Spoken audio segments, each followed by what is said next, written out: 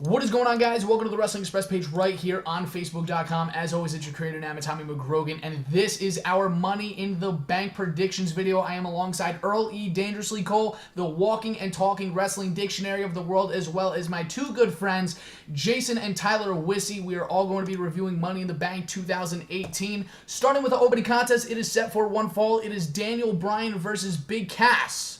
So I guess I'm going to start off my prediction because I don't have a lot to say about this feud. I'm not really enjoying it because over the past couple encounters that we've seen between Daniel Bryan and Big Cass, we have seen Daniel Bryan tap out Big Cass in a matter of seconds. Therefore, I feel like Big Cass needs to get his win back, which is why I have Big Cass going over in this match. As we have seen over the past couple of months, Big Cass is on a big push since returning to the WWE, and I feel like if they're going to keep him looking credible on the SmackDown Live brand, he needs to go over Daniel Bryan. So I'm going to go right over to the walking, talking dictionary of the world, Early Dangerously Cole. What do you think is going to happen in this match? Well, as you all know, last time that as you said, last time as they met each other at Backlash, it ended very quickly. I was there, and I really didn't care for the finish. I thought that, that Big Cass was going to win the match. There's really not much to say about this match. I have a feeling that he will go over Daniel Bryan because he's been on a roll, and he's back from injury. And he wants revenge against Daniel Bryan. So I see him pinning him clean in the middle of the ring, and Big Cass will go over at Money in the Bank. All right, Jason and Tyler. All right, I guess I'll go first. Yeah, I'm gonna go with Cass as well. I want Daniel Bryan, but I think not to bury Cass too much, so I'll have him win. And I think the trilogy matches will end at Extreme Rules with some kind of stipulation. And Jason. Yep, I'm going to have to agree with Big Cass on this one. He already took a bad loss to DB at Backlash. You don't want Cass to look too weak after, with losing two pay-per-view matches in a row. That might look bad, especially when they're trying to make him look like the big, strong guy. Looks like going forward, at least on SmackDown. And it's probably going to set up a rubber match for next pay-per-view as well to kind of keep both of them busy and keep the feud going a little bit more. And then I think after one more match, it'll determine the winner of the feud, and then you move on from there. But for this pay-per-view, I think Big Cass is going to take it. If Big Cass takes it, the score is still 2-1 Daniel Bryan, so is there really a point in continuing this feud? Because, to be honest, I really don't want to see another match between the two of them. I really think that WWE should try doing something different with them. I don't know if that's introducing the feud between Daniel Bryan and The Miz, which the WWE Universe has been anticipating since Daniel Bryan has returned to the ring. Or do we have another match? I'm really not entirely sure, but again, I'm not interested in seeing it. But what do you guys think? Earl? I really, to be personally honest with you, I don't want to see another match with them. I think that this should be in the books. It should be done and over with, and we should move on with something else. They should pair them up with somebody else. I just don't see them continuing this, because why would you continue it? For what? What's the purpose of it? There's no reason for it. There's nothing to grab the audience to it, gravitate to the audience to it. So why would you continue it? Yeah, absolutely. It doesn't make any sense. Not at all. I 100% agree with you, Jason and Tyler. Yeah, I would say it doesn't make sense. I don't even know what they're fighting for anymore. I don't know why they're fighting. They haven't done a good job, as we all know creative isn't the best right now, but they haven't done a good job of relaying some kind of story here. I think there's something lost in translation, and I unfortunately probably see one more match at Extreme Rules leading to something bigger for Bryan at SummerSlam. I think this feud was mostly started because both guys came back from injury. And I think it's kind of a testament to both of them to see, okay, well, if they get hurt again, they're already in a feud where someone got hurt already, because they're both coming back from injuries and are in a feud right now. So instead of pushing them too quickly, this was their way to kind of introduce both of them back into the wrestling world as far as fighting goes, and put them in a safe feud together instead of pushing them for a title shot or anything like that. So I think this is why this feud was even brought up to begin with. Yeah, absolutely. And like your brother said, it's almost like they're fighting for nothing anymore. And the basis of the story was originally Daniel Bryan came back. He was cleared on the same day as Big Cass was, and the fans didn't care about Big Cass being cleared. They cared more about Daniel Bryan, and that's where the feud originated. But now it's like, okay, the both of you are back. You have both wrestled many matches since your returns. So now there's really no story there. So it's essentially they're fighting over nothing. And continuing off of what your brother said as well, creative isn't that great right now, which goes to show in the next match, which is the SmackDown Tag Team Champions, the Bludgeon Brothers versus the Good Brothers, Carl Anderson and Luke Gallows for the Tag Team Championships. Earl, we have talked about this on the live stream numerous times, on and off camera. I have beaten this to death on the wrestling page.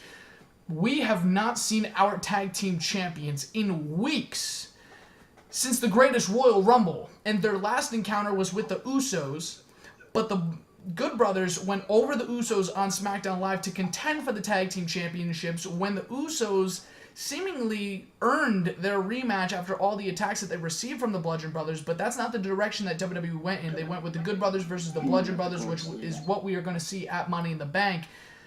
I see the Bludgeon Brothers going over, and I'm going to continue my prediction with saying that Sanity comes out to confront the Bludgeon Brothers at the end of the match, and they're going to do something at Extreme Rules.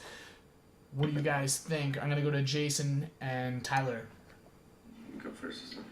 Well, I definitely think the Bludgeon Brothers are going to definitely win this one easily.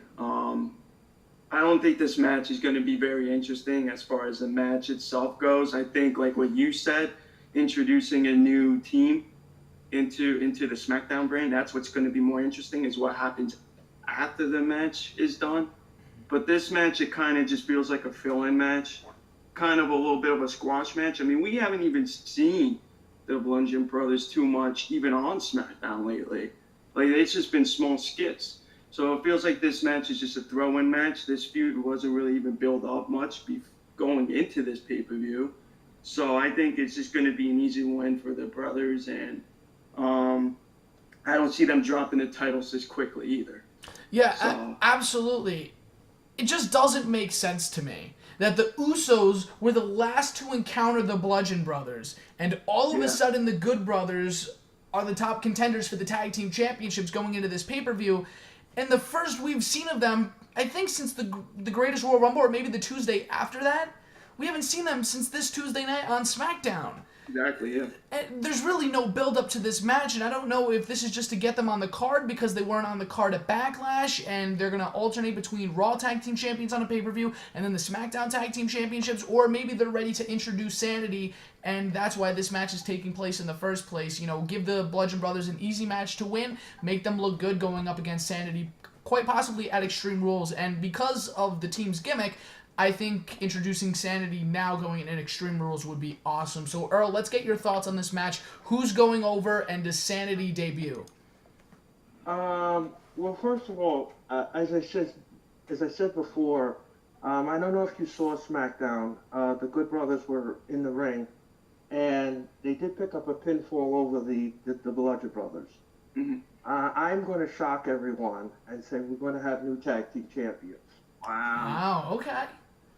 I like it. I think what's going to happen is I smell a title change. And I think that I think what's going to happen is Sanity's going to come out and they're going to interfere in this match. But instead of helping the Bludgeon Brothers try to retain the title, they accidentally give the Good Brothers the titles. This will then set up a good feud going forward. Because then the Bludgeon Brothers, what they will do is they will blame Sanity for losing the titles. Which makes sense. That's a good prediction. So do you think it could be like a triple threat tag team type of It feud could going be. into next pay-per-view? I can see a tables match.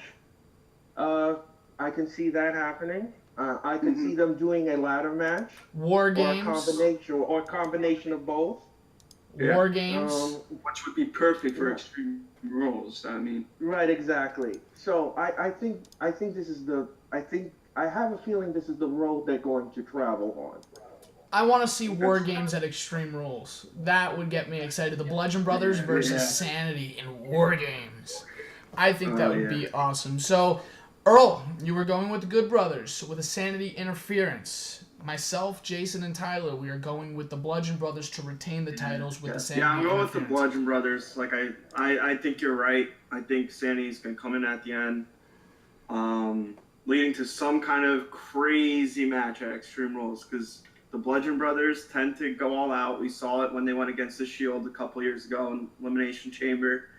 And Sanity, we all know them. So, yeah, I think it could be some kind of match at Extreme Rules between the two.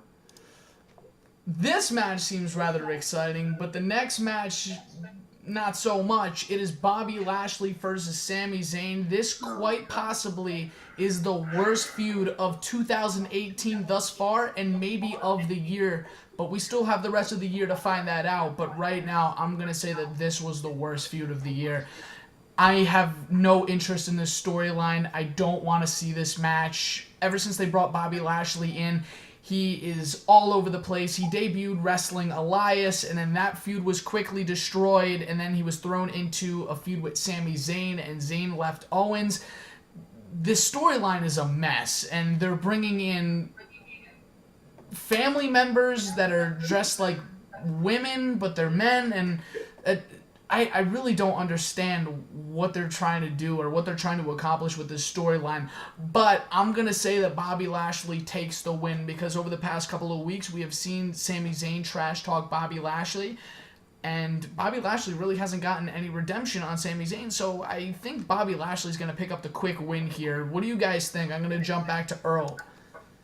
I don't have nothing much to say about this storyline because this storyline reminds me of a bad sandwich going bad in the fridge.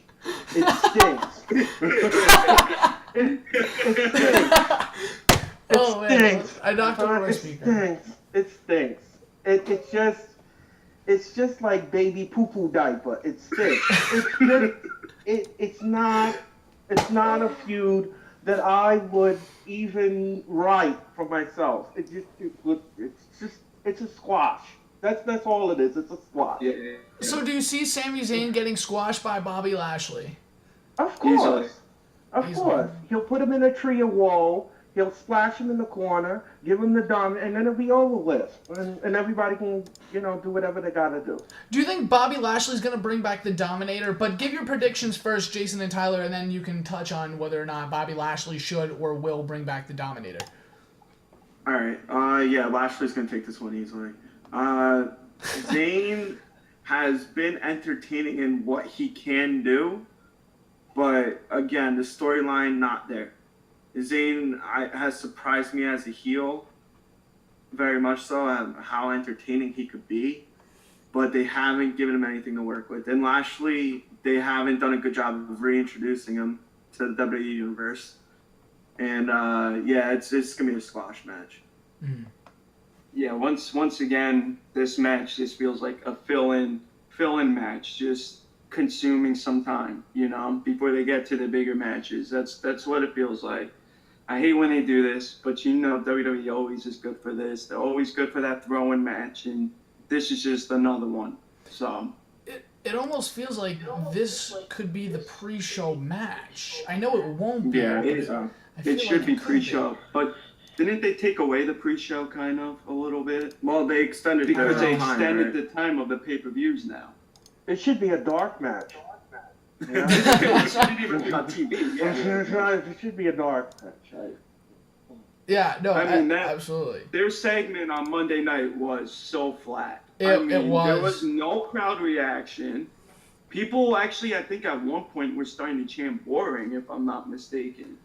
And I didn't get to watch Raw everybody this was week. I don't know. Yeah. Everybody was just... It was just not good because then he started to attack his patriotism and all of that. It just didn't make any sense. It didn't make any sense. And I got a said, little what are they comfortable. doing with this? It's like, But isn't that bad that the fact that he had to take it to that level, that's what got the biggest crowd reaction. Not in a good way. I'm just saying the crowd wasn't reacting to it at all until he had to say something like that. I mean, That just shows how bad It this was feud just is. ridiculous. Yeah, yeah. I think a great part of what is hurting Bobby Lashley and this storyline right now is that there's a huge demographic of people, from new fans to children and quite possibly women, because a couple of years ago there was no women's revolution. So I feel like the demographic of women was also smaller, but a lot of people just don't know who Bobby Lashley is.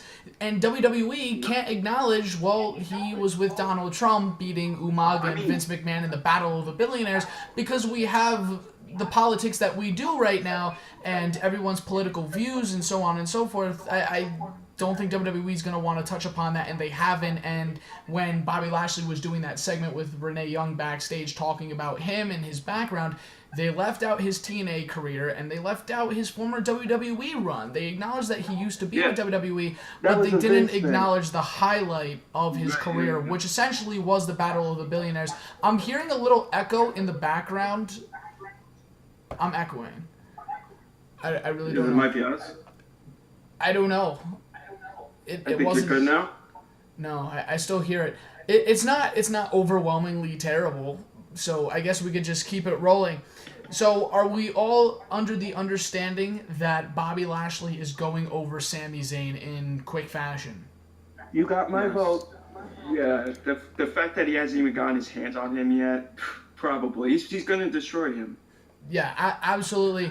That is the least entertaining and exciting match on the Money in the Bank card, but let's shift over to a match that is going to be relatively exciting, which is the Money in the Bank ladder match with the women. Ooh. So here's how I see this going. We're going to touch upon Nia Jax and Ronda Rousey next, but I'm going to say that Natalya picks up the win in this match. Now, I know the popular opinion is Ember Moon, but right now, Ember Moon doesn't need the Money in the Bank briefcase, especially because she's relatively new to the Monday Night Raw roster. I don't think they're going to give it to her right away, and she doesn't need it, and I feel like she's going to hit her big eclipse off the top of the ladder. I have a feeling we're going to see that, and that will probably be the finish of the match, which is where she hits the eclipse, maybe rolls out of the ring, and someone else comes in and takes the briefcase. I think Natalya is going to win the briefcase, and it's going to coordinate with the Nia Jax and Ronda Rousey feud. What do you guys think? Tyler and Aaron. All right. I'll go first, I guess. I have Sasha Banks getting this one. I have Ember as a close second, but I'm going with Sasha. I think this is going to lead to her cashing at some point, holding the title till Mania, where she'll fight Bayley, and Bayley will probably take the title at Mania. No. I know they were supposed to have the match at WrestleMania this past year, but they rumor has it they didn't like where her spot was and they weren't fighting for a title, so they went against management and then just threw them into the Battle Royal match. So I think they're going to get their match next year. This feud has been so underwhelming, and they have been dragging this through the mud for quite some time, and it's just not getting over with the crowd. They did these spots in the Royal Rumble where one eliminated the other, and then the heel turn at Elimination Chamber, and the tag team matches that they had on Monday Night Raw, one not tagging in the other. They were teasing this feud, and all of a sudden it kind of doesn't even exist. Like, you know it's there, and they make sure that you feel a little tension between the two when you see them on TV together, but they're not having a match. They're not doing anything about it. That was the rumor going around Mania season, is that they didn't like that they didn't have the title for the feud. Yeah. So they went against management. So that's why they kind of halted the plans on the feud and just threw them into the Battle Royal. So I think they're going to put it off until next Mania season. Absolutely. And I was at the NXT TakeOver where Sasha Banks went up against Bayley, and it was a fantastic match. So if WWE is going to do something with them, I would have the rematch at the Barclays Center for SummerSlam. But Earl, let's jump over to you. Let's get your predictions. Who is going to win the women's Money in the Bank ladder match? Well, I was kind of drawn between Amber Moon and Naomi, Okay. but I think I'm going to lean toward Naomi. And the reason why I said that is that Naomi hasn't had too many opportunities lately since she had lost the title. She's been on SmackDown for a while now, and I think it's time that they reward her with something and reward her with the briefcase. I think that she's very athletic. I think she's going to do some amazing stuff off the ladder. And her athleticism, astounds me sometimes. And I think that she's going to win the match. I think that she's going to take the ladder, she's going to climb up there, and she's going to get that briefcase, and she's going to take it home to SmackDown. That's a really good prediction. You see, to me, I don't know if Naomi makes sense. At least right now, her winning doesn't make sense to me, especially because there's so many different stories that can stem just from this match alone. If Natalya goes over, it can play a factor in Nia Jax versus Ronda Rousey. If Charlotte wins, well, what if Asuka wins? And then Charlotte cashes in on Asuka. There's a couple of possibilities that they can do, and let's say Bayley wins the Raw Women's Championship down the line, Sasha Banks can cash in on her. I feel like Naomi is kind of a wild card, but also an unlikely candidate to win. But I'm going to say that it's going to be from the Raw side because we'll talk about the men's Money in the Bank ladder match later, but right now I'm going to say that we need a winner off of the Monday Night Raw side. So I'm gonna say Natalya, Earl, he's going to say Naomi, and you guys said Sasha Banks, and who did you say, Jason? Well, I didn't say mine Oh, yet. okay. All right, go. Sweet. Sorry I'm going about on the contrary to all of you guys. that. Charlotte. I actually changed mine on the spot. I was thinking Ember this whole time. I'm actually going with Becky Lynch. Wow. I think honestly, she's disappeared into limbo. I don't even know what she's been doing lately. She really hasn't had a title feud, I feel like, since Alexa Bliss, when they introduced Mickie James as the luchador. Remember when she returned as a luchador? Yes. Oh, that was so bad. That was so bad. It was like a long time ago, and I felt like she really hasn't done much since. And I feel like this will help her kind of become relevant again and finally get back into something again and into a title picture. I think that's an amazing prediction, and I'm gonna say Becky Lynch is my second in place. I think that's great. Honestly, I think that's good too. I would agree with it. yeah, absolutely. Becky Lynch really hasn't gotten any opportunities from the SmackDown Live brand, and Earl, I know we touched on this on one of the live streams. I said that I'm surprised that Becky Lynch was never drafted because she really could have used the change in scenery. Definitely. I enjoy this prediction, and I'm kind of also leaning towards that myself. Yeah, right. But I'll be honest Yeah. with you, the fact that she's been forgotten so much, if she wins... Yeah, I kind of agree with that. I do agree with that. As much as I want to change my prediction, I'm staying with Natalya. I'm gonna stick with that. So, Becky Lynch, Naomi, Sasha Banks, and Natalya. Let's shift off into the next match, which is where my prediction is kind of coordinating. Ronda Rousey versus Nia Jax. Ronda Rousey's first championship match under the WWE umbrella. My prediction for this match is Nia Jax with the heel turn from Natalya after winning the briefcase. And I'm going to say that Nia Jax and Natalya are kind of one of the same going up against Ronda Rousey, making her look like the underdog in the WWE. Even though she is the UFC fighter and she is the badass of the women's revolution right now, I think WWE is going to try to make her look like an underdog or kind of the outcast on the Raw Women's division. So I'm going to predict that Nia Jax and Natalya team up on Ronda Rousey moving forward, and I think that this might go into SummerSlam. So I'm going to say that Natalya helps Nia Jax go over and no cash in. Wow. Earl. We discussed this match We did. to the umpteenth degree. Yes. And we've beaten this match to the umpteenth degree. Yes.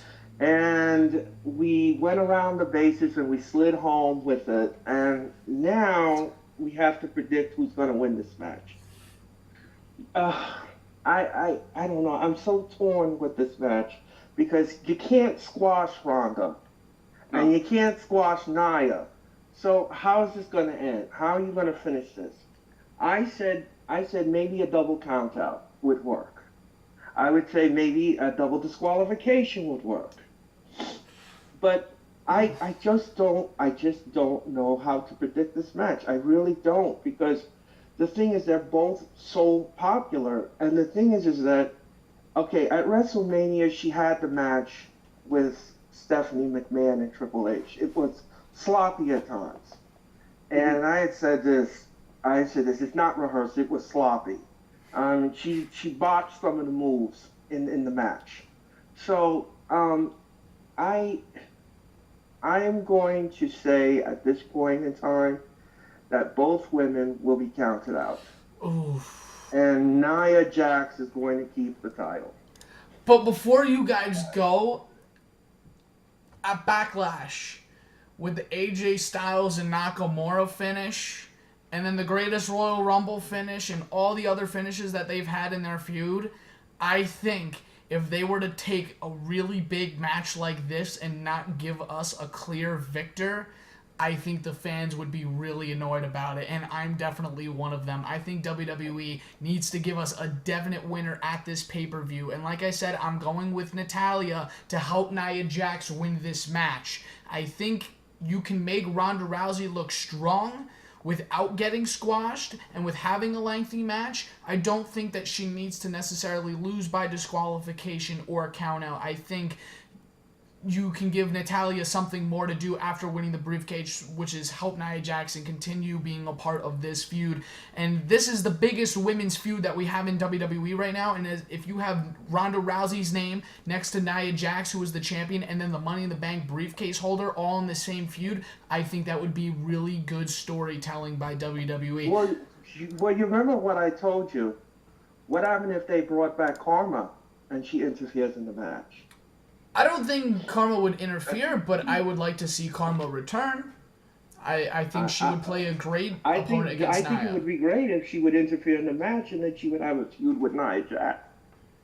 Absolutely. I think Karma would be a great addition to the feud. Do I think she's going to interfere? I think it's highly unlikely, but I would also like to see her come back and feud with Nia Jax for the championship, or even if it's not, I think the Clash of the Titans in the women's division lies in that match. But let's jump over to Tyler and Jason. What do you guys think about Nia Jax versus Ronda Rousey? Who's going over? Again, I'm kind of going different here. See, my prediction is I don't have Natty winning the Money in the Bank. So what if assuming that the women's Money in the Bank match comes before this women's championship match, right? What if Natty doesn't win, and she gets jealous that Ronda Rousey, already her second pay-per-view match, is already getting a title shot, comes in and sets up a DQ against Rousey that costs her the title, and possibly we see a Rousey and Natty feud going forward, not as friends, but obviously as foes. And it kind of does make sense because think about Natty's a veteran. She's safe in the ring, with a lot of people she's worked with, hasn't gotten hurt, and there would be a perfect women's wrestler for Rousey to kind of learn from, grow from, and just have good experience matches where a veteran could call the matches for her. And it'll be a good stepping stone for her to learn going forward as well. So I think Jax is going to take this win via disqualification from Natty. Oh, I don't want to hear disqualification. That's literally the I know last you don't, outcome I don't want to see. But I just don't feel like there's going to be a clear-cut winner in this one. I just don't feel like they want to blemish on Rousey already in her second pay-per-view appearance. I think if we see disqualification and this match comes on before Styles and Nakamura, I think we'll get a clear victor from Styles versus Nakamura. But if this match comes That's- on before... That's a future prediction, but I think That's a future prediction, but we have seen time and time again Styles and Nakamura end in a sketchy finish, whether it's count out, disqualification, whatever you name it, it's happened. If there's another outcome in Styles and Nakamura, and this match comes before Jackson Rousey, I think we'll see a clear victor from Rousey and Jax. It really all depends on what match comes first and how that match, because I don't see them ending 2 matches under disqualification or a count out. I know that's a future prediction, but I do have that kind of a clear-cut win. Depending on what match ends. We'll get to that later. Yeah, no, we'll get to that later, but I just think whatever match comes first and however that outcome comes will dictate how the other outcome comes. Yeah, Okay. I agree. Sweet. I'm going to go with Jax as well. Again, by disqualification, whatever you want to call it, from Natty. All right, sweet. Yeah, not much to add there. Pretty much the same thing. Feel like we've covered everything. All right, so I guess we started talking about Styles versus Nakamura in a last man standing match, so let's jump over to that. I have AJ Styles. I have him going over. Nakamura's hit way too many low blows, and I feel like Styles is going to counter it. Yeah, no pun intended. I feel like Nakamura has hit too many low blows on AJ Styles for Styles to not come back and get the victory over Nakamura. Sorry. So I'm gonna say AJ Styles. I think the good guy needs to prevail, even though we've had no clear winner. And because we've had no clear winner since WrestleMania, it only makes sense that Styles ends this feud with Nakamura losing.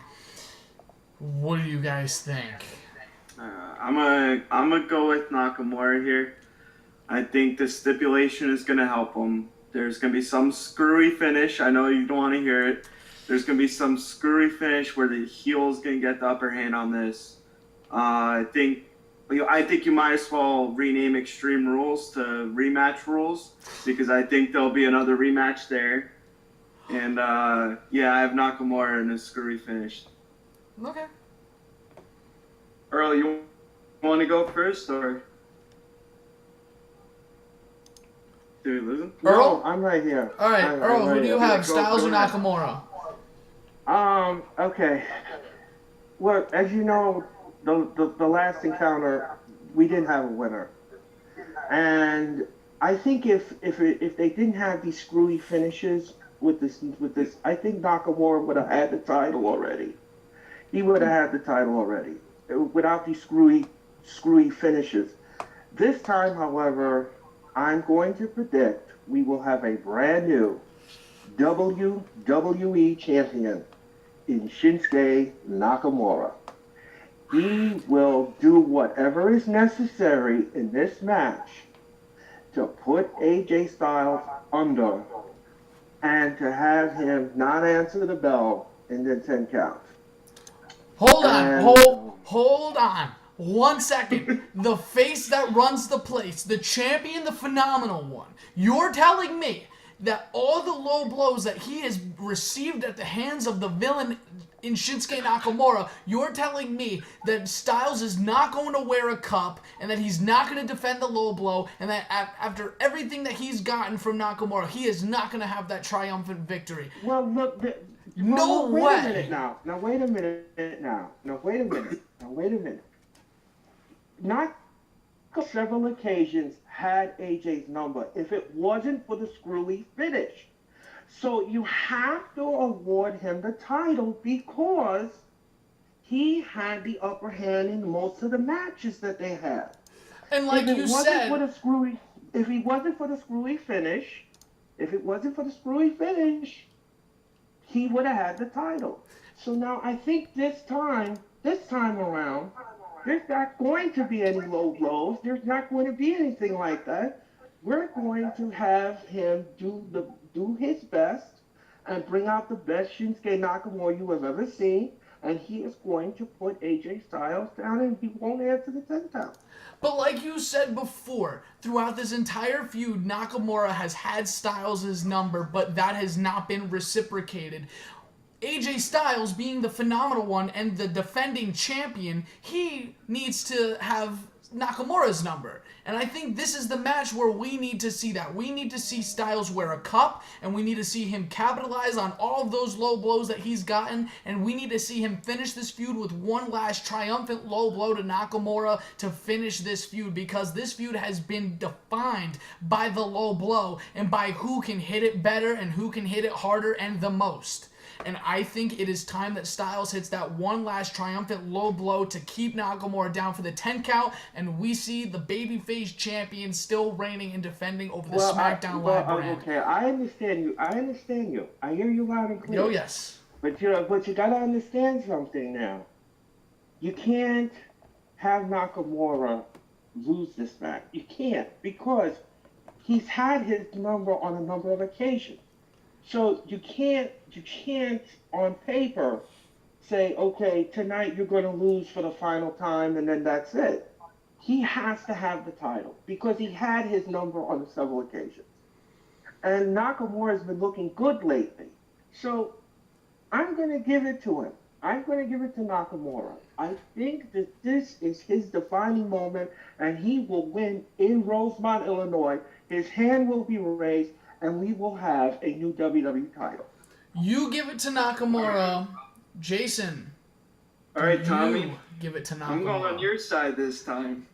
That's what I like to hear. I gotta go with Styles. Clear-cut victory. You see, my problem is if Nakamura wins, you're gonna get a rematch, obviously, because AJ has that rematch clause to revoke it. You know. So my problem is though, if you do a rematch, where can you go? How much further can you take it from last man standing? I feel like the last man standing matches are normally a way to end a feud and maybe continue it sometime down the road later. But for now, like, I normally feel like it's hard to take a last man standing match and then elevate it to another match, because like if you could beat somebody with the 10 count, it's almost like you're the better person in this feud then. And I honestly feel like AJ's going to be the better person in this feud. And I'm also thinking about feuds going forward. Who are the top baby faces right now on SmackDown besides AJ and besides Daniel Bryan? Randy Orton. Randy Orton? What has Randy Orton been? But that's not great though, to say the least. Jeff Hardy. Orton I like, but Randy Orton has been like kind of hurt lately as Jeff well Hardy. too. He just had knee surgery. Yeah, that's what I heard. Answering your question real quick, I think the continuation of this feud is going to be determined by the winner of the men's Money in the Bank, and we are going to talk about that. We'll get to that later. We will get to that later. AJ Styles winning this title is going to be better for SmackDown with feuds going forward, because there's a lot of great heels on SmackDown. Absolutely. I'm not going to get into the names right now because a couple of those guys are in the Money in the Bank, and I'm not giving away that prediction yet because that's for later. So, all right. AJ Styles clear-cut victory. That's my prediction. All right. We all have our predictions out there. Yes, sir. All right. The next match, we are on the topic of clear-cut victors. Roman Reigns versus Jinder Mahal. I think God. Roman Reigns is the clear-cut victor in this match. This is definitely a deep breath type of match right here. Absolutely. Now, I think that the fans are going to destroy this match. We are going to see... This match is taking place in Illinois. Can we just take a moment to figure out why WWE put this match in Illinois? And from my understanding, this show is only a couple minutes from Chicago, and we all know who lives in Chicago, and we all know who people chant for in Chicago when they have something on that ring that they don't like. If they don't, people were walking out of Backlash on Samoa Joe, who was in the main event spot. If they will walk out on a match that Samoa Joe is in, they are going to walk out on this match. They are going to go to the bathroom. They are going to the food concession stands. They are going to buy a t-shirt. This match is absolutely ridiculous. Why it's taking place in Chicago or at all blows my mind, because you have two of the most hated superstars in WWE competing in a match for the sole purpose of knowing that people hate Jinder more than Roman. So if Jinder goes up against Roman, then WWE's logic is, well, damn it, Roman's going to get cheered over Jinder. And this is the answer. This is how we get Roman over. We put him up against someone who's even more hated than him. And for that reason, I'm led to believe that Roman is just going to win. Yeah. I think he's going to win. But that's never worked. Like, even everybody's always going to cheer for the guy that's going up against Roman. It doesn't matter who you put him up against. I guarantee you're going to hear Jinder Mahal chants louder than you ever had at Money in the Bank. If the fans stick around to cheer for him. Well, Like I said, I think they're going to get up and leave. Yes. We're going to see beach balls flying around. We're going to see people leaving their seats. We're going to hear CM Punk chants. I was about to say, you might hear that chant. They might chant for Enzo Amore. They did it Backlash. Why would they not chant Enzo Amore? But I'm going to say Roman Reigns. It's going to be a hijack match. Absolutely. I think, honestly, this match should probably come second on the card. You should have your big opening match, then you should get this match over with and continue with the rest of your night. But are we all under the prediction of Roman Reigns? I think we're all taking Roman, right? Yeah. Earl. There's no. Yeah, I mean, there's just no way that we could lean towards Jinder Mahal. And first of all, let me just say one thing. If you all have ever seen events inside the Allstate Arena, it's 13,265 people. Wow. Okay, so it can get pretty loud in that arena. Mm-hmm. Okay, I don't think anyone is going to get up and leave anywhere. I think the minute Roman's music hits, you are going to hear 13,000 people screaming, chanting. They're going to create things.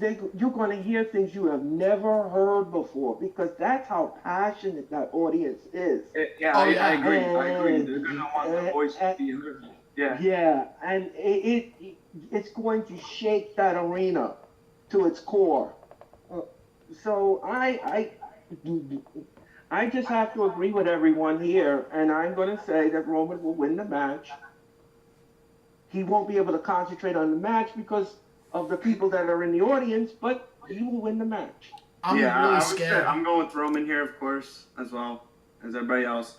I'm more looking forward to the crowd's reaction than the match itself. So this is going to be bad. I think the bolder prediction is we're going to hear Mahal getting cheered louder than ever. That's probably the bolder prediction more than the match itself.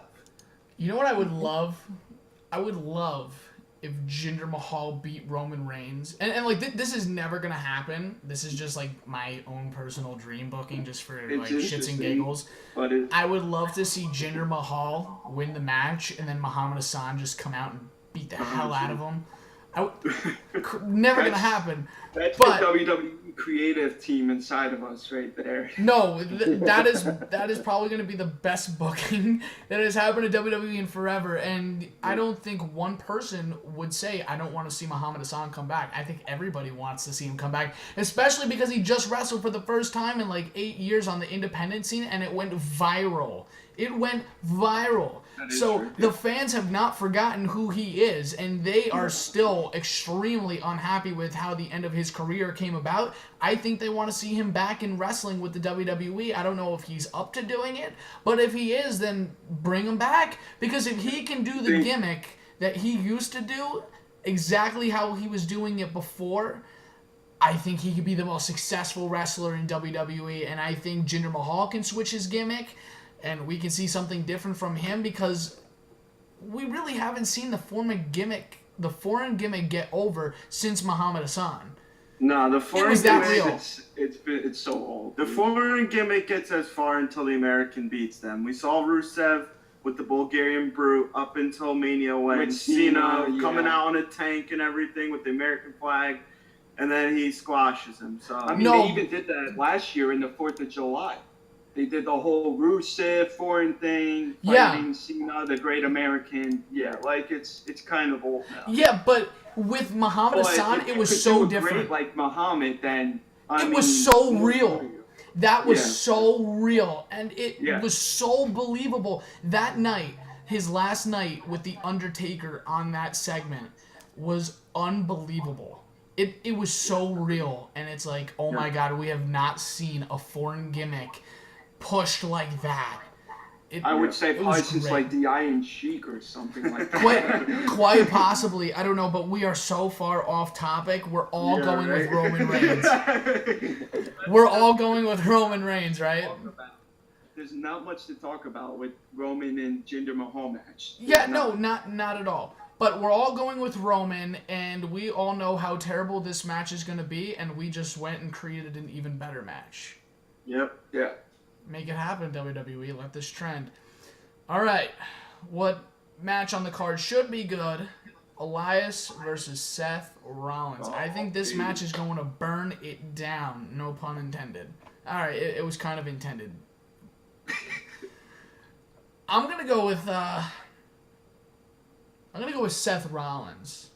I'm gonna say Seth Rollins on this one, just because I feel like they're gonna bring Jason Jordan back into the picture relatively soon, and we're gonna see him clean up his feud with Seth Rollins, and I think that they're gonna do it over the Intercontinental Championship. That or Dean Ambrose should come back and turn heel on Seth Rollins. I don't think he's gonna come back at this pay-per-view to turn heel, but I think that Seth Rollins is gonna hold on to it until we get the return of Dean Ambrose or Jason Jordan, whoever is in line to feud with him upon their return. But I think it's going to be one or the other. So until one of them comes back, I see Rollins holding it. What do you guys think? All right, man, I guess my prediction is gonna be made on Monday Night Raw, with stipulation, because they've been using guitars and chairs against each other. If there's a stipulation, I'm going with Elias here, with Seth looking strong for Lesnar at SummerSlam. Seth has been the hottest superstar on the roster either show, and he deserves that title shot more than anybody else on the roster.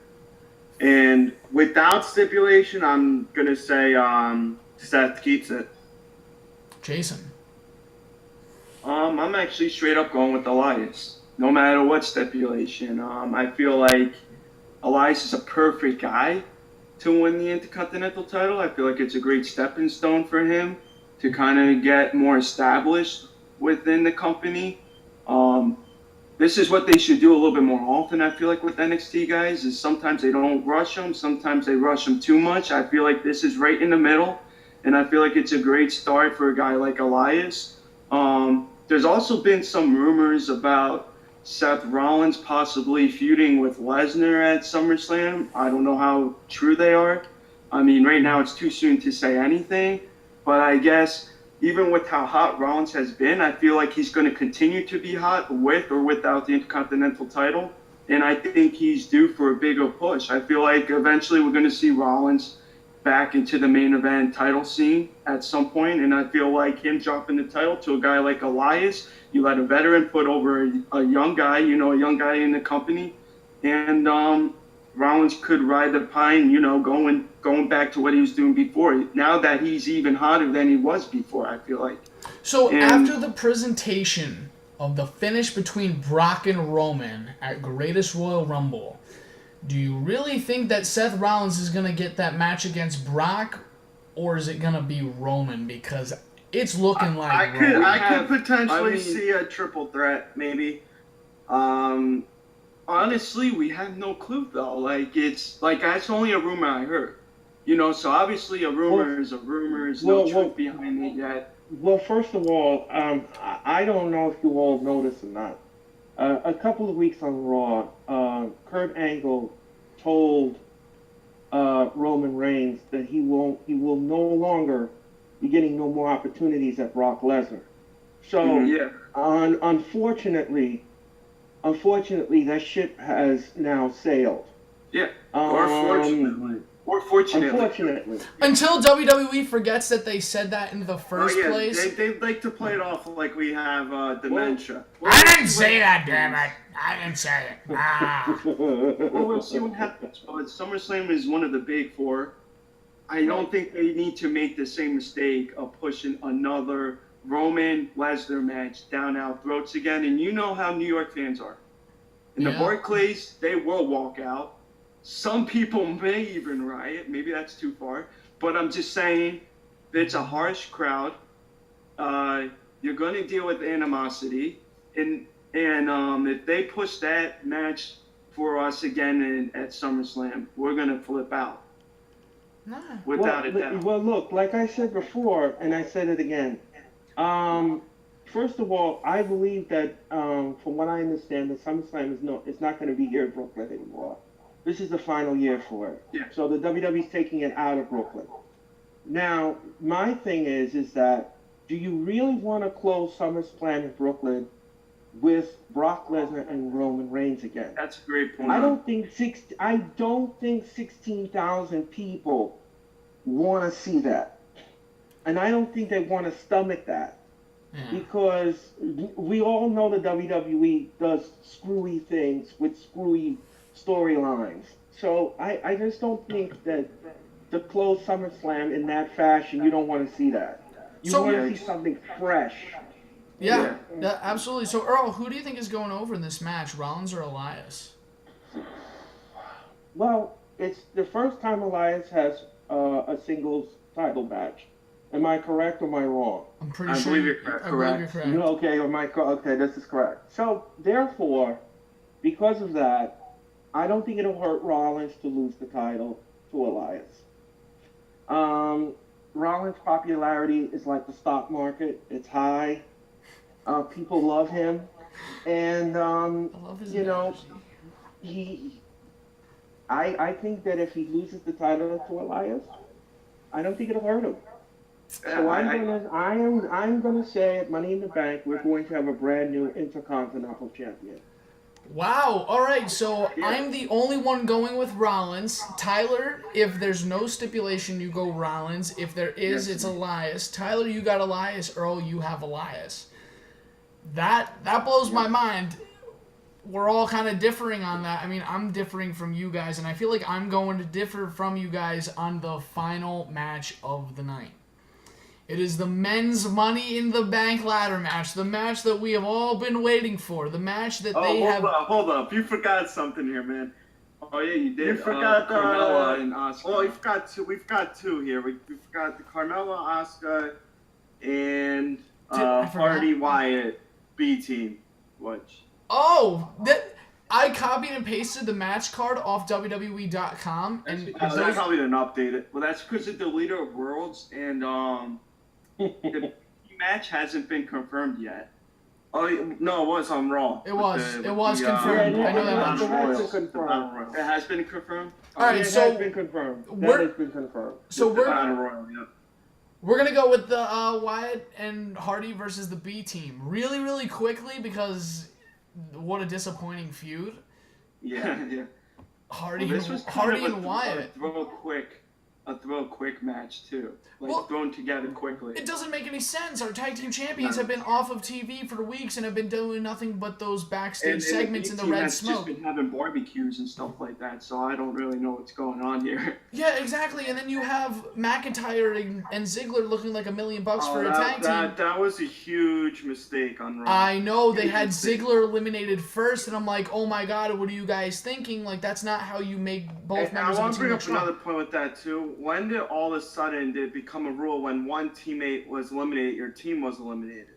Yeah, I don't know. That didn't make sense to me. I thought you had to eliminate both guys. Yeah, I thought so too. So having a tag team like McIntyre and Ziggler looking like $1 million week after week, they don't qualify for the tag team championships on one of the big four.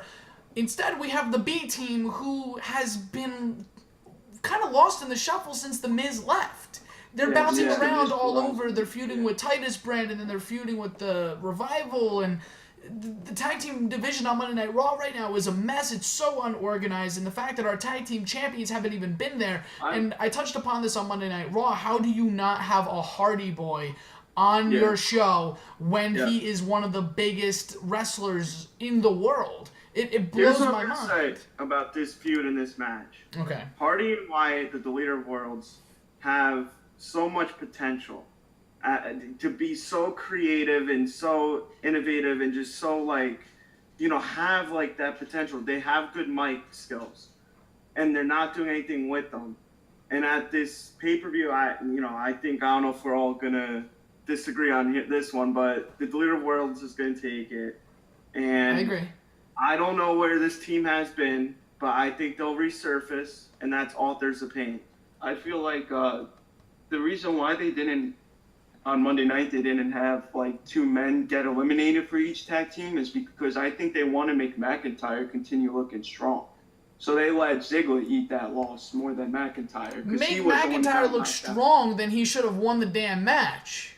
By himself. Well, I agree with that himself. too. But you see, they kind of did a double, like, they kind of double crossed there a little bit, you know? Like Ziggler looked weak, McIntyre looked strong, but at the same time, the team's not even in it. Yeah, as I said before, and I'm going to say this 1,000,001 times, you have mid-level card people that are on Raw. And how in the world do you incorporate that with your focus on the top-level talent? Mm-hmm. So therefore, you have to give them some sort of a spotlight. Yeah. Yes, but if, this is my rebuttal, if you are the champion, you better be on that show. It doesn't matter, and nobody can change my mind. There is a 3 hour... with the 3 hours. There is 3 hours of programming. Tommy, you have to understand something. It is very hard as a writer to write a storyline for your top champions if the feud doesn't make sense. And you can't write something that isn't there, and you can't put something that's not there. So my thing is that the reason why the B team went forward and won this battle royal is to make them look stronger, so that this way they say, okay, we went through this team, who's next? You understand? But that's a ludicrous way for creating... You understand that? No, I follow that, but that's such a ludicrous way for the creative team to think, because now you want to make them look strong after every single match that they have lost consecutively week after week. Now is the time to make them look strong at the expense of leaving your tag team champions and 2 of the biggest wrestlers on the planet off of your program in a 3-hour program? Absolutely not. That's absolutely outrageous. If you are a champion, you better be on that show, and the creative team better have something for them week in and week out. And if you don't have anything to write for them, then they shouldn't have been the champions in the first place. They should have people as the champions who they have content to write for. You know what you do going forward. Absolutely. If they had nothing for Hardy and Wyatt moving forward, then they shouldn't have been made the tag team champions, and he should have just left it on Cesaro and Sheamus. Here's what I'll say. Heated. I'm so heated. The rumor is that WWE has given up on the tag team division. 100%. And that is showing more than ever, especially, you know, with a 3-hour show not showcasing your tag team champions.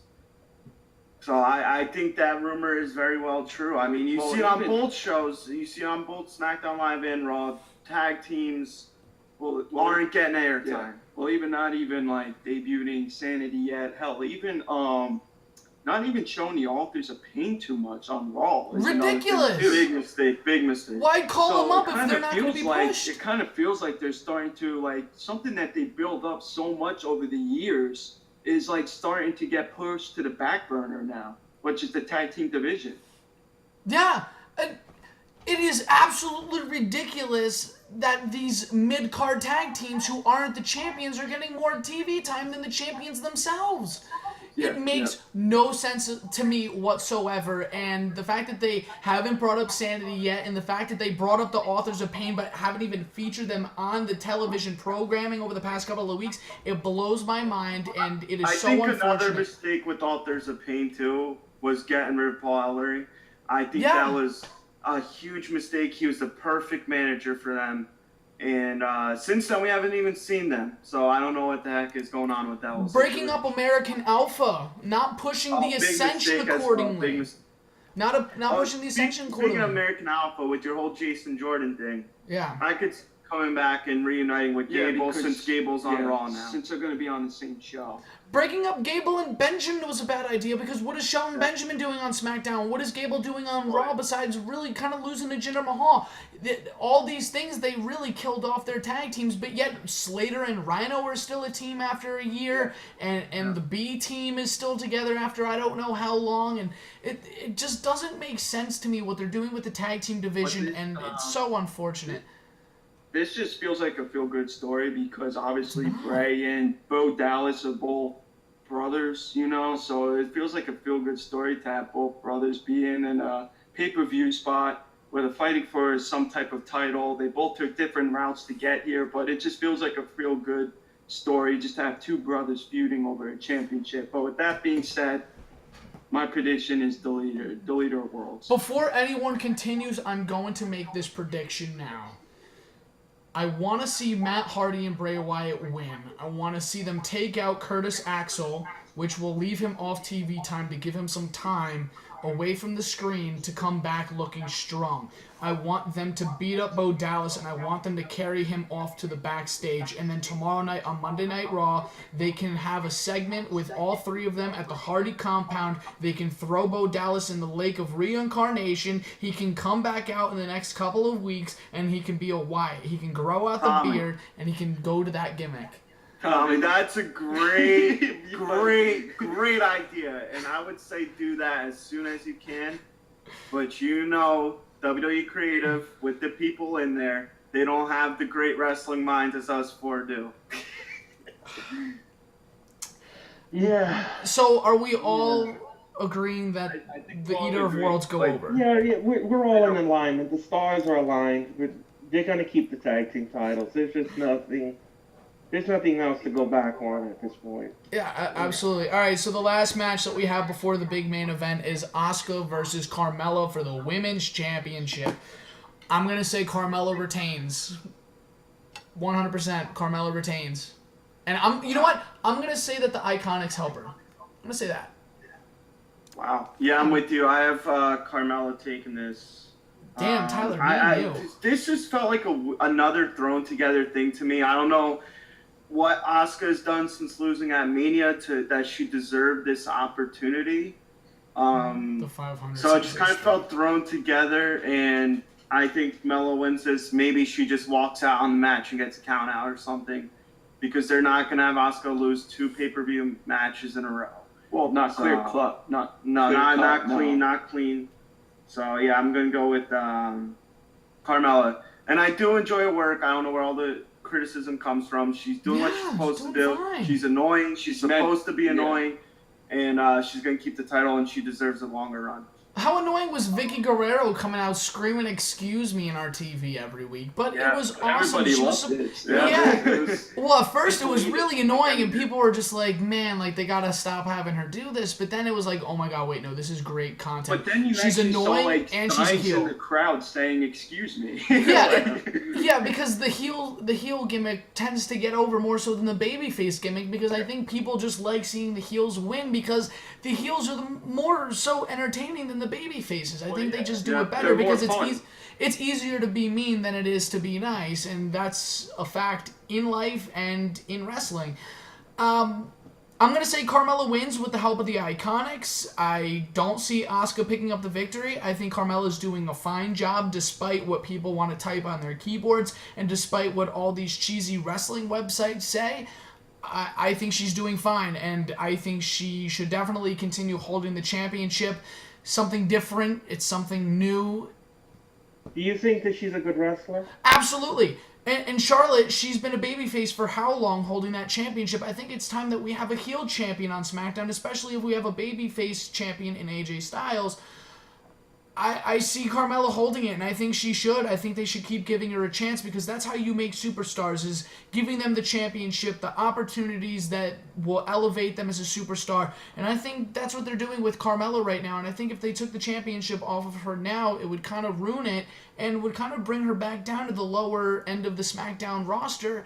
And we might not even see her. If Asuka wins the championship, well, then everyone's going to be like, well, now she's got to verse Charlotte. Or now she's got to verse, so-and-so. And then it's like, okay, well, those are going to fill up the women's segments on SmackDown. Now we're not going to see Carmella. And I think that for that reason, we need Carmella to retain, which is why I have her down on my prediction with the help of the Iconic. So what do you guys think? We'll go on to Jason and Tyler because you guys are on my screen. Well, first I'd like to say if you hate Carmella and you're annoyed of her, that means she's doing her job as a heel. Bless you. So, I mean, because too many heels get liked nowadays, so she's a genuine heel getting genuine heat. Which but with people that being don't said, like. I think Asuka's gonna win. I know you don't like it. I'm not even that big of a fan of it, but Asuka just doesn't feel important or relevant if she doesn't have something next to her name. I feel like people don't get invested in her unless she has a streak, unless she has a title. Then people start caring about her more. I feel like that's what carries her character. She's a prize winner, a prize fighter. I know that's Kevin Owens' thing, but you could kind of say the same thing for Asuka. And I feel like the title will help her get relevant again because she's kind of been irrelevant lately without it since her streak ended. So I feel like she needs something to kind of make her important and make her matter, and winning a title will kind of ease the pain from fans and from herself from losing the streak. So this is something to get her back going again without always having to talk about the streak that she, suffered at WrestleMania. Absolutely. I'm going to jump over to Earl, and then we're going to go back to Tyler. So, Earl, you were on the screen. What is your prediction for this match? I've been going back and forth with this, and I'm not a fan of Carmella. I'm sorry. I think her wrestling skills need work.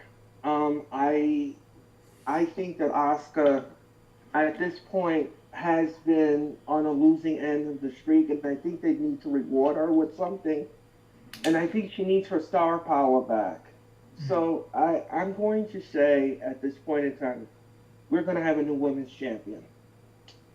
And Asuka is going to take the title, and Carmella is going to be faded to black. So, going back to your prediction earlier, you said Nakamura is going to go over AJ Styles. Do you see that many championship changes on one show? I can see maybe 3 or 2. I don't see them. I don't see a lot of title changes. I don't. But you have to understand something, that some of these feuds with these titles, these people have come within an eyelash of winning the title. So that's the only reason why I'm leaning towards that. You're going by 50-50 booking. Yeah, exactly. Okay. You have to look at it like that. Yeah, because I'm looking down because I'm writing what everyone's predictions are. You have Elias going over, and then you have Nakamura going over, and then you have Asuka going over. So that's going to be 3 championship changes that you have predicted. That's a lot for a pay-per-view, and that's very excessive for any pay-per-view. Even for Night of Champions, we don't see like a clean sweep. Tyler, I'm going to jump over to you. What do you think about this? Yeah, like I said before, I think it's just going to be Carmella. Maybe just a count out or something. She just walks on the match. Nothing crazy exciting. Okay. I have Carmella winning, so dude, me and you, we are coordinating with so much on this pay-per-view. Not always, man. We had styles together. Yeah, we did. Me and Tyler more so have predictions too, right? No, you have Rollins. I have Rollins. Yeah. Great. So the main event. Yeah, This is the match big that one. we have that we've all been waiting for. And Jason, I get a message from him. I think at what was it, like 12:30 in the morning today, right? Something like Yeah. that. Yeah. He's like, I know what your prediction is, and I'm gonna predict that you predict this guy. I predicted his prediction. Yeah, and I was like, I think I know your prediction, Tommy. yeah, I was like, dude, I like think I'm right though. I'm like, I can dude, tell by you that look suck. on your face. Like, I think I'm right. I'm like, dude, you suck. Like, stop predicting my predictions because like this is supposed to be like, oh, whoa, Tommy swerved us with a But you prediction. like this guy. Yeah, no, I know. So, going back to the opening match that we talked about, I predicted Big Cass to go over. Going back to AJ Styles versus Nakamura, I predicted that AJ Styles is going to win. If Cass beats Daniel Bryan looks like an underdog in the next match, in the next feud that he goes into. That's component number 1. Component number 2, Nakamura losing keeps a babyface champion in AJ Styles. My Money in the Bank prediction is The Miz.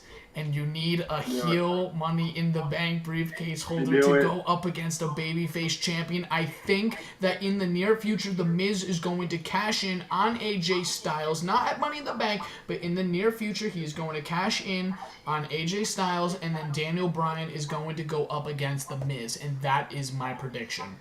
The Miz is going to win the Money in the Bank briefcase. But however, my second place pick is going to be Braun Strowman for the sake of what if it is Roman and Brock at SummerSlam and then Braun cashes in.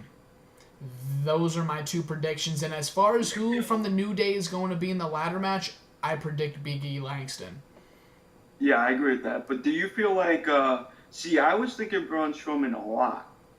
But do you feel like Braun Strowman really needs the briefcase to even get over and win a title like that? Yes, because he is the most anticipated championship winner of 2018. But I feel like he should already kind of be pushed there without even having to win the briefcase. He should have been there already, but he's not. So now we have to take the slow way, and we have to have him win Money in the Bank. So I definitely think... I just hate, number one, I hate of it. I mean, Money in the Bank has had a history of mostly heels winning it. Besides, like, maybe Dean Ambrose, John Cena. Like, Edge won it as a heel. Seth won it as a heel. I think CM Punk won it as a heel. Dolph Ziggler won it as a heel. Even Carmella last year won it as a heel. Like, I feel like it's more of a heel thing to win Money in the Bank because it's more of a heel thing to cash it in and take advantage of a beaten opponent. Well, you can't have 2 babyfaces or 2 heels win it, which is why I had Natalya as a babyface winning it and then The Miz as a heel. Well, that's why my prediction isn't going to be a face because I had Becky winning the women, so I'm not going to have 2 faces winning. So who's your prediction? Who do you have winning? My prediction? Yeah. You ready for Yeah, this? I'm ready. Samoa Joe.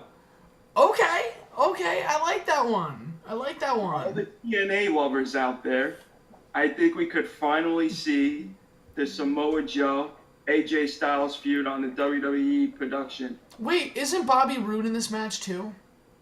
Yeah, Yes. but who cares? No, but I care because this is the first time that we're going to see 2 TNA guys in the same ring. Yeah. Is that correct? Is it the first time? I'm trying to think back. In a match. WWE used to be so hard about signing guys from other companies. And so now they I have think the whole this may TNA be roster. the first time that we're seeing 2 TNA guys in a Money in the Bank match. Yeah, all right. And Tyler, what is your prediction for this match? Man, I flip-flop so much, but My prediction has you. I am going to go Braun Strowman.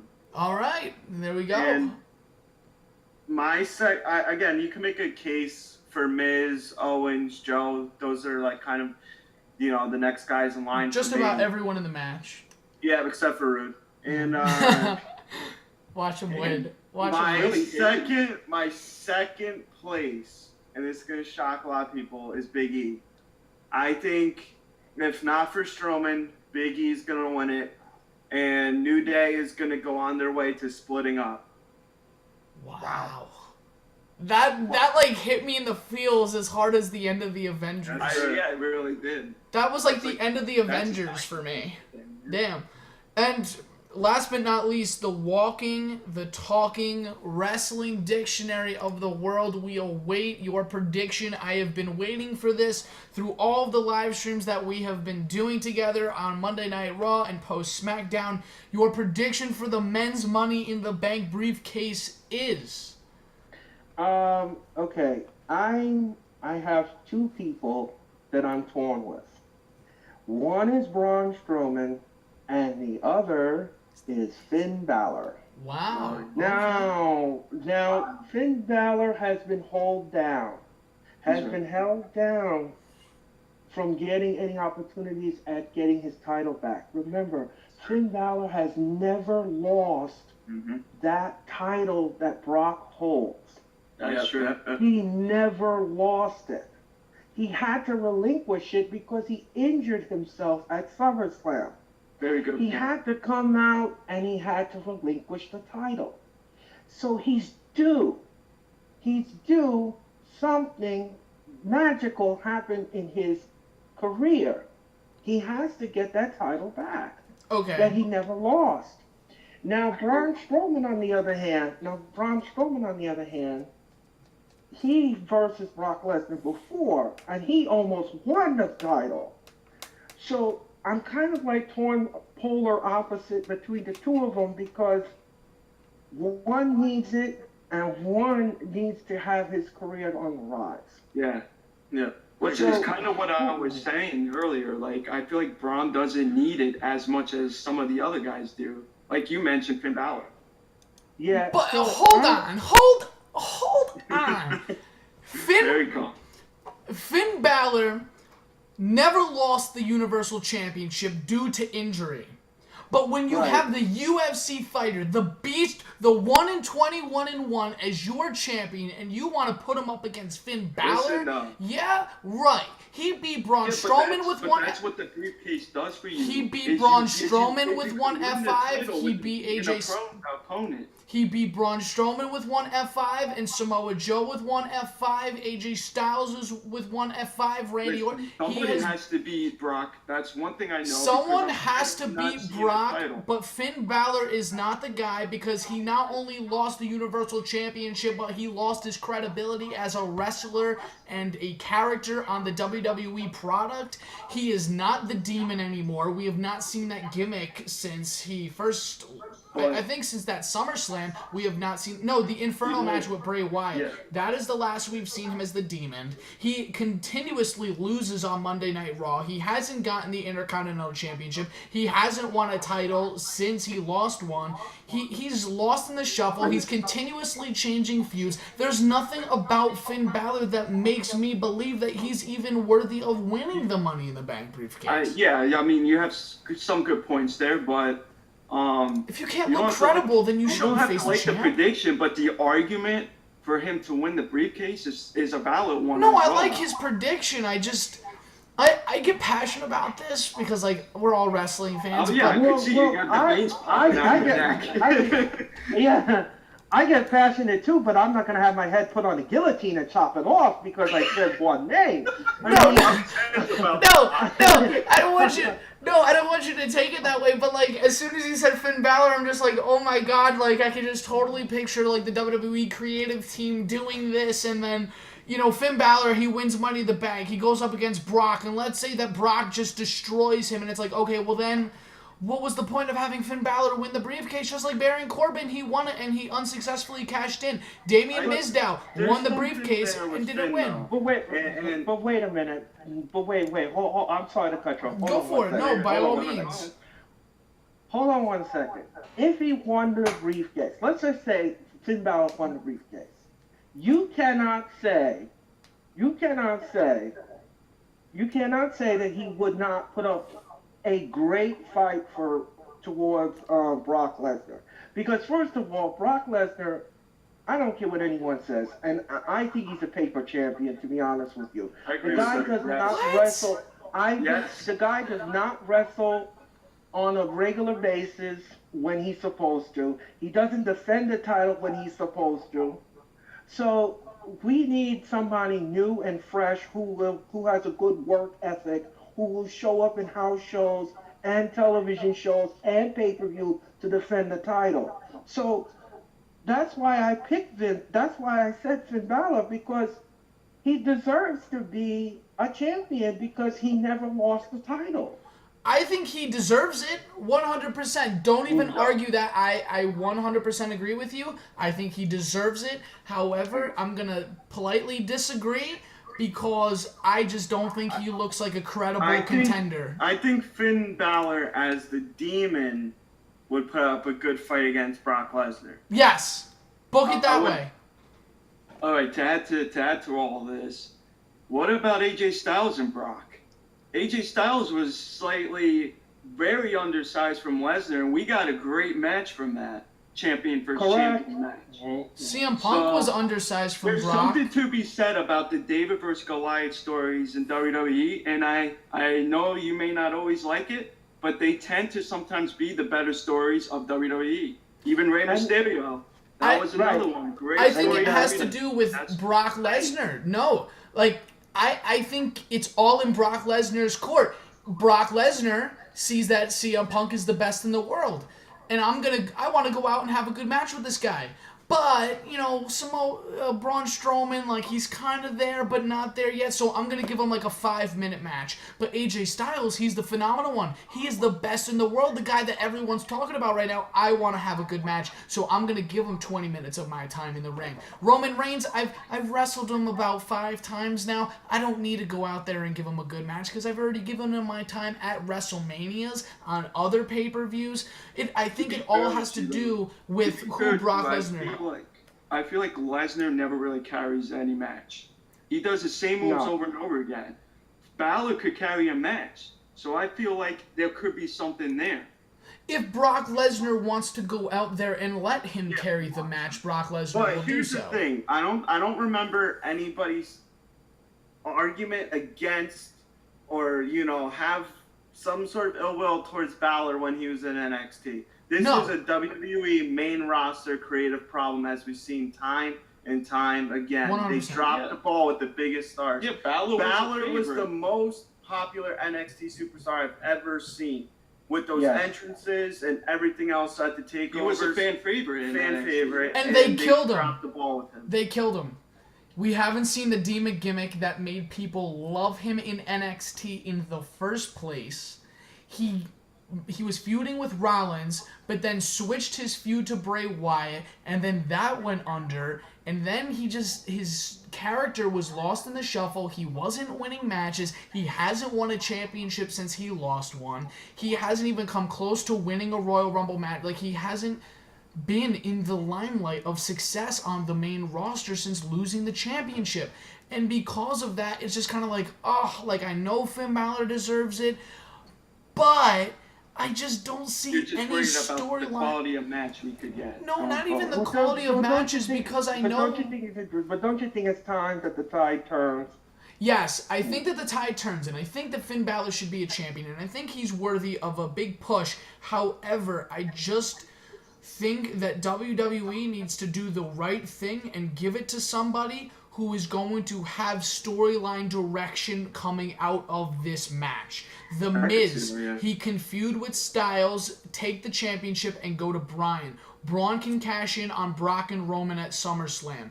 Big E Langston can be used as the breakup of the New Day. All 3 of these guys have reasons to win because they have a story waiting for them outside of the finish of this match. Finn Balor is worthy to win, but because he doesn't have a opponent waiting for him outside of this, I think that he should not win, especially because we're not going to see Brock until SummerSlam. And why would you have Finn Balor win it now, waiting another 3 months until SummerSlam to have anything being developed in his story? By the time we get to SummerSlam, he's already going to have an established feud with somebody else while he's waiting to get to Brock at SummerSlam, and I just don't like that idea. Although I feel like he is worthy of it, I just don't think this is the moment where he needs to do it. If Balor is to contend for the championship, it needs to be when Brock drops it. Yeah, I hear you. It has to be when Brock drops it. It cannot be against Brock Lesnar. It will be a mess waiting for him. To wrap that up, I feel like Balor is definitely the underdog of this match. Yeah, 100%. Honestly, I'm gonna stick with the Miz because I'm waiting for him to fight Daniel Bryan, but Tyler's Biggie Langston prediction makes me extremely excited for him. Well, that's why we do these things, man. Because Absolutely. everybody has different perspectives. Different. Yeah, everybody has a different perspective. And the thing is that I come from a underdogs sort of You perspective. do, I know. And I love that perspective. And I look through everything, and I try to analyze everything as expeditiously as I possibly can. What a word. And I look at every angle, and I look at everything, and I look at what's happening with what's going on now. Because the WWE at times, you know, just when you think you have all the answers, they change the questions. Yeah. And they give you a curveball. Roddy Whose catchpiece was that? Roddy That Piper. was Roddy Piper. That's right. Mm-hmm. I was like, wait, that totally rang a bell. But continue. Roddy Piper always had the best quotes, man. Yeah. But go on, Earl.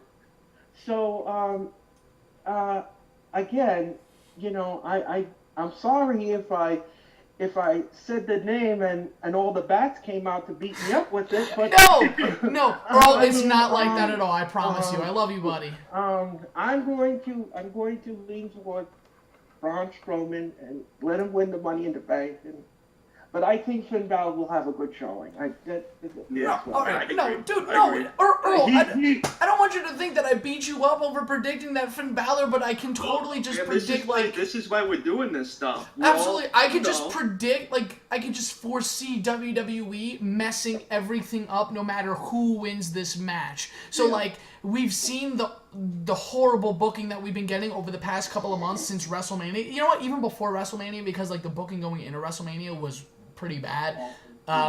So just thinking about it, well, what if The Miz wins and they don't have him feud with Styles at all, and they have him feud with somebody else, and then spark that towards WrestleMania, and then my prediction and the reason why I predicted it in the first place doesn't go the way I wanted to? Or what if Biggie Langston wins, but then the New Day doesn't break up and they just continue with their shenanigans until they decide to break them up in a couple months from now, or towards Royal Rumble season, or whatever it is? What if Finn Balor wins and then he doesn't go up against Brock Lesnar and he feuds with somebody else, and then Brock retains at SummerSlam, and then we don't see him until Royal Rumble again, and then we have to wait even longer for Finn Balor to get the match? There's just so many different things that WWE can do right now that are so wrong coming out of this match. It really makes me nervous for who's going to win, and I just wanted to, I want to stay safe, but I don't want you to think that I'm beating up on your opinion, because right now I'm feeling creative. Before we put a bow on this whole Money in the Bank pay-per-view, are we going to get a U.S. title match?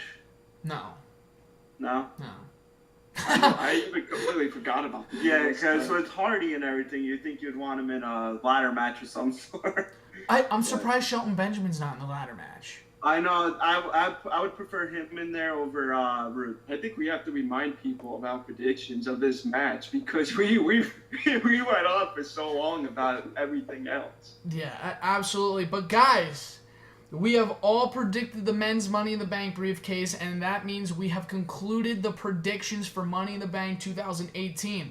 Before we wrap this up, if you guys would like to leave your Money in the Bank predictions comments in the comment section below, please do so. If you get a perfect 100 on predicting the Money in the Bank card, I will send you a free Wrestling Express t-shirt. However, that only applies to the first person in the comments to get a 100% on their predictions. So, without further ado, the conclusion of Wrestling Express, the Money in the Bank 2018 predictions video. You can buy our Wrestling Express t-shirt if you don't feel like leaving your predictions in the comment section below. It is available on Custom Ink for website value at $20.95. If you wait 2 weeks to get your shirt, your shipping will be free. July 15, 2018, the Wrestling Express will be at the Tilted Kilt for Extreme Rules. Be there or be square. I actually just learned a couple of weeks ago that saying be there or be square means that you're not around. So, I don't even know. But in either case, guys, I am live with the Walking and Talking Wrestling Dictionary, Earl E. Dangerously Cole. I would like to think of him as my post-show partner at this point because we've done so many together. And Earl, thank you so much for doing this. I am also alongside Jason and Tyler Wisse, the Wisse brothers. Always a pleasure having you guys around. You guys are my two right-hand men, and I always go to you for X, Y, and Z. So thank you so much for doing this and for also being around through everything that's been going on. Really enjoy doing this with you guys. So if there's anything that you would like to plug, Earl, we will start with you. Just a few things. Okay. I'm going to be in Madison Square Garden again for the WWE's return to the Garden on the 7th of July. I will be there in person. If you want to come down to the Garden box office and all Ticketmaster locations, it's there. I will also be at SummerSlam the entire weekend. I will be there for all 4 shows. I will be there as well. If you want to say hello and get some pictures or whatever, I'll be there. You can also follow me on Instagram. I'm on Instagram. I'm also on Twitter. What's your handles? Huh? What are your handles? If you would like to share that. Instagram, I'm at EarlC99. On Twitter, I'm at WWE EarlC99 on Twitter. Okay. And you can also drop me an email on Gmail at earlc99@gmail.com. And I just want to say one thing. This has been a pleasure going against 2 brothers who are very passionate wrestling fans. You guys have great minds, and you're going to go places. I can see that. I could possibly see the 2 of you going maybe a podcast or something together. And I think that's in your future because you speak very well and you speak very eloquently. And I enjoy picking your brains and your minds, and as well as Tommy's. Even though Tommy took the bat out, he says, "Earl, don't shoot. You better agree with me, Earl." I'm sorry. No, I don't want you to take it like that. I feel bad. No, I didn't mean to unleash the bats and the bees on you. Please don't take it that way. I'm sorry. I think I got a little carried away with the main event just because I'm not a Finn Balor guy whatsoever, and the thought of him winning just kind of like, ugh. It's okay. No, it's I respect your prediction 100%, dude, and you did a great job. Like you always do on these live streams and on these podcasts. Guys, you only live right up the street from me, so I don't know what we're doing. Like, we need to be doing more content, but before we do more content, when are you guys getting on the post show? Because this was awesome. That's a good question. Yeah, I think the 2 of you together, the 3 of you together on the Raw after show would be fantastic. Absolutely. Let's book it now. I think it would be epic. Let's do it right now. So, Thank you. not this week, but the following Monday Night Raw, you 2 are on. That'd be the post Money in the Bank. Right? Post Money in the Bank Monday Night Raw. All right. Let's do it. All right. All right. It's settled. You guys are going to do the post Monday Night Raw live stream. Us 3, we're going to do it together, and we're going to do it on Facebook Live so everyone can watch it live like we usually do. And then all 4 of the Wrestling Express admins, me, Warren, Glenn, and Elijah, are going to do the post Money in the Bank review. But in wrapping this up, guys, please finish off with your plugs. The 2 of you are on screen. I'm going to plug the Wrestling Express Twitter, which I have been running through the Monday Night Raw and SmackDown Live, live tweeting through that. It's at W Express Nation on Twitter. I'll be doing live tweeting during Money in the Bank as well. So if you want to join me there, go ahead. We can have some good conversation. Absolutely. And you know what? To get people invested on our Twitter, I think I'm also going to figure out another Wrestling Express t-shirt giveaway to do through our Twitter page. I don't know what that is, but since you're running it with me, I will also coordinate with you on getting something out there. But I will definitely give out another Wrestling Express t-shirt in the near future through our Twitter page. You guys just got to follow it, and you got to give it some attention. So, Earl, what's going on? Also, just want to let everybody know that I have a new show on the Wrestling Express called the Raw Rebuttal, and I will be doing that on every Tuesday morning, beginning at 9:15 in the morning. So it'll be up so that you can listen to it before SmackDown comes on the air. you can hear my rebuttal after I listen to the video package. All right. Sounds good. And Jason? I really only have Facebook, man. I suck. But I'm looking forward to doing these things a little bit more with you in the future. So, I'll be here. I'll be showing up. All right. Sounds great. You guys can... I want to say this was a ton of fun, and it was a pleasure to do this with both Tommy. Yeah, both Earl. of you guys. Earl's awesome. I love you. Man. Earl number one. Every time Earl's on your review show, I'm always watching. Yeah, Earl is the number one draw. I always tell him that. I'm like, dude, this is my wrestling page. I should be the number one draw, but like, I'm not. It's him. So like, he steals my thunder. You're but the it's okay. Marty Jannetty, man. You're the Marty Jannetty. Hey, watch your step. Watch your step. You might think you won't. Still the leader of the team, man. Yeah, no, I know. I still have the band hammer abilities. But in either case, guys, you can follow Earl E. Dangerously on Twitter, on Instagram, Facebook. You can tune into our Facebook page to watch his brand new post-Raw Monday Night Raw rebuttal.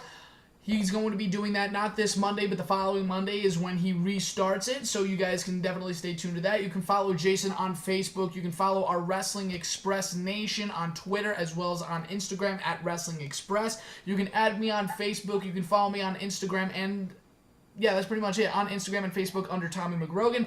Guys, once again, it was a pleasure doing this. Thank you so much. This is our Money in the Bank 2018 predictions video. Be sure to get yourself a Wrestling Express t-shirt or a comment in the comment section below your Wrestling Express Money in the Bank 2018 predictions for a chance to win your own shirt purchased by me.